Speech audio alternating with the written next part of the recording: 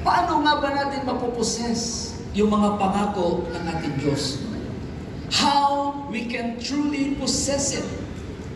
Unang bagay, sa salitang possess, ang sinasabi ng Holy Spirit sa atin, be prepared.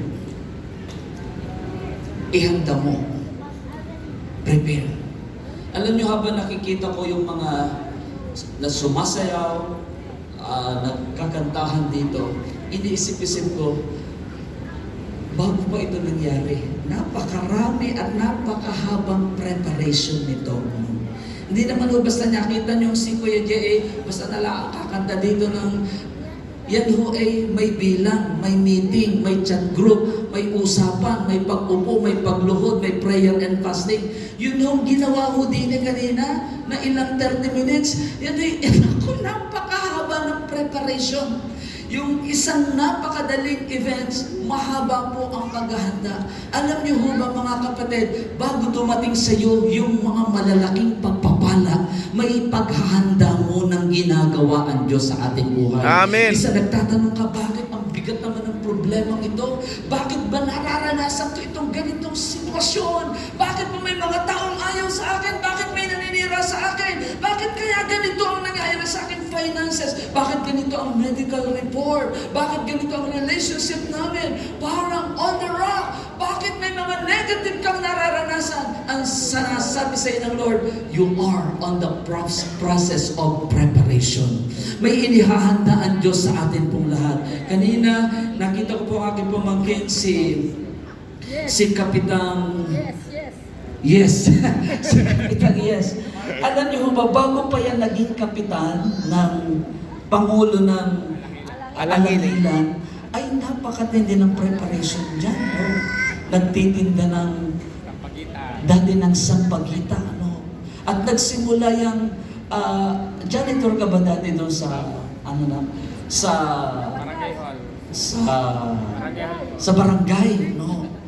At from that place where the Lord had prepared him, siya po ay naging isang konsihal, at nung siya po ay number one na konsihal, at hanggang sa po siya ay naging pangulo na ng Barangay Alangilan. Yes! Praise God. Ito Congratulations. ba yung anak tayo? Ayan. Yan po si Kapitan Marvin Cascalia. No? Dating sampagita vendor, pero ngayon ay kinikilala ng Pangulo at tagapanguna ng isang pinakamalaking barangay yata. Tama ba, Kapitan? Pinakamalaking barangay, pangalawa, no? Kahit sa population, pangalawa. Salamat po sa Diyos. Bakit po? Kasi dumaan siya sa preparation. Everybody say preparation. Preparation. Lahat ng iyong dinadaanan ng mga testing in life, it means that the Lord is preparing you. Sabi nga po ng aklat ng 1 Peter chapter 1 verse 13. So prepare your minds for action and exercise self-control. Put all your hope in the gracious salvation that will come to you when Jesus Christ is revealed to the whole world. Prepare your minds. Sometimes, hindi mo maabot ng isip why these things are happening. Bakit nangyari itong malaking issue ito sa aking buhay? It means that the Lord is reminding you, pinapaalalahanan tayo ng Panginoon, inihahanda ka lang ng Diyos. Sabihin mo sa iyong katabi, tatagan mo pa. Tatagan mo pa. Minsan ang preparation mahirap. Nung ba kayo nagpe-prepare, Kuya Jay, may naranasan din ba kayong medyo para nagkakainisan, nagkakatampuhan? Hindi kasama mo yan. So preparation, makikita ko minsan talagang may mga issues na minsan ay hindi agad ma-resolve, hindi agad magtagpo. Bakit? Kasama po yun sa preparation na ginagawa ng Diyos sa atin pong lahat. Kung tayo po mga kapatid, may mga conflict, may mga issues, may mga pinagdadaanang malalaking sitwasyon in life, nasa avenue ka lang ng paghahanda. I know promotion is coming. Amen. Breakthrough is coming. Your blessing Amen. is coming. I receive, The I receive. promises of God I are receive. yes and amen. Amen, amen. Pumalakpak po, naniniwala. He is on the process of preparation. Alam niyo po, nung sinabi po sa atin ng Diyos noong 2024 through Vision 10-10-10, sabi ng Diyos, in 10 years, 10-10-10 means 30 years.